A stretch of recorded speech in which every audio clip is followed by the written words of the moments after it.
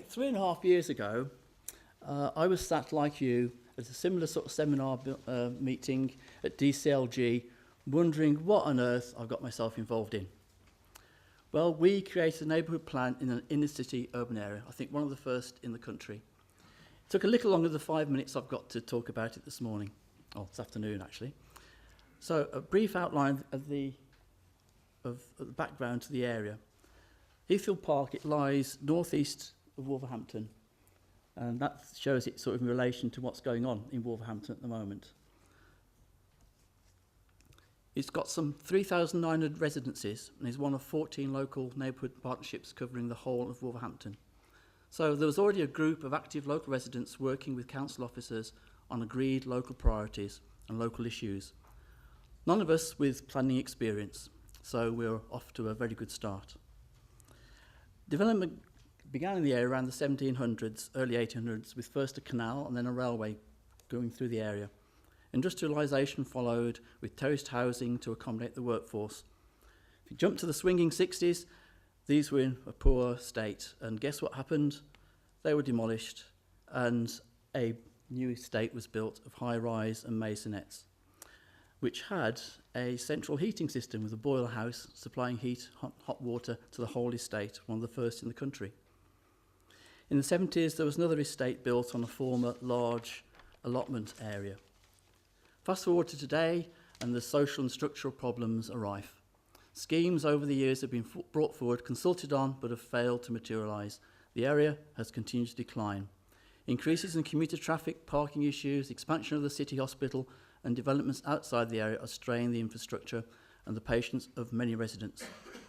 Lack of investment has seen the area remain one of the most deprived in Wolverhampton, falling in the top 5% nationally. There's a negative image of the area perceived by many in the city. The need for investment and remodelling is evident. Contrary to the perceived image, there's a strong sense of community across the estates. The area is multicultural and vibrant. Most of us like living there. However, there was and still is an underlying wariness of government and council initiatives. So when the opportunity to shape the present and future development of the area through a neighbourhood plan arose, not surprisingly, this was met with a little scepticism.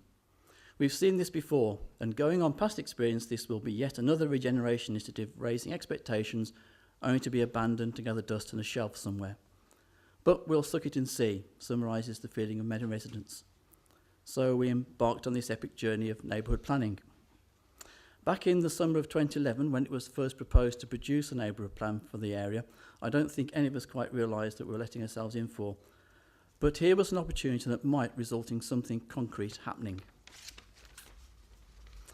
We are one of 3 areas of Wolverhampton that City Council bid successfully to become neighbourhood plan front-runners.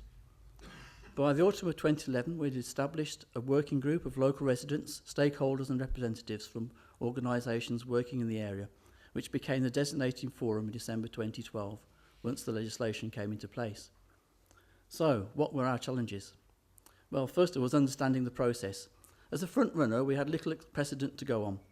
The initial timetable of delivery of 18 months proved to be a little optimistic as the complexity of the task became clearer. But that's in the nature of working with emerging legislation and being a front-runner.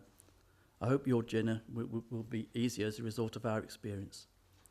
I've already mentioned there's been some scepticism. We were suffering also from consultation fatigue, so engagement was a challenge. We opted to keep it simple, mainly piggybacking on events that were already taking place across the area. Having celebrity come along and providing food worked well as well, as did holding a competition in the schools to design a mascot. The statement of consultation gives a detailed account of the many hours spent doing public consultation, workshops, events, meetings, developing policies, writing and rewriting to arrive at the plan. That's reflecting our vision and aspirations for the area. As I mentioned before, there's a strong sense of community across the estates and the area. The process of developing the neighbourhood plan has further developed this and allowed an overall shared vision to emerge, both for today and the future. The characterisation study and the policies will better inform plans developers bring forward to be in line with the aspirations the community have expressed. As a direct result of having the neighbourhood plan, we have now agreed protocols in place to ensure the involvement of the forum in any planning proposals brought forward, which didn't exist before. The relationship between ourselves, the council planning officers, the LMP support officers has been key and grown as the developing plan progressed.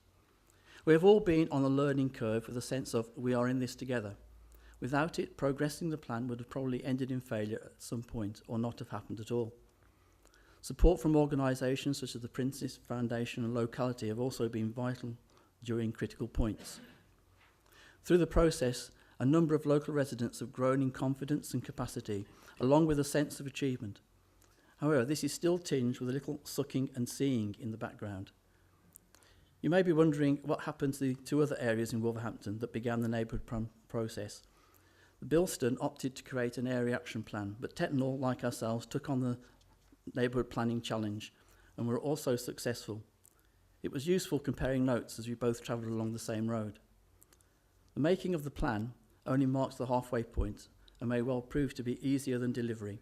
The next stage in the journey, especially in the current austerity climate, the Forum looks forward to continuing the journey, building on the relationships formed through the process. Thank you for listening.